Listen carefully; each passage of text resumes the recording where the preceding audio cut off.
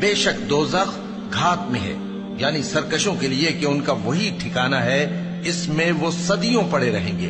वहां न ठंडक का मजा चखेंगे, न कुछ पीना नसीब होगा मगर खौलता पानी और बदबूदार पीप। ये बदला है उनके अमाल के मुआफिक।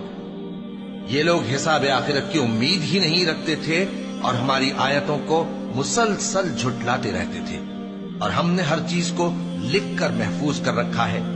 सो अब मजा चखो, हम तुम पर अजाब ही बढ़ाते जाएंगे।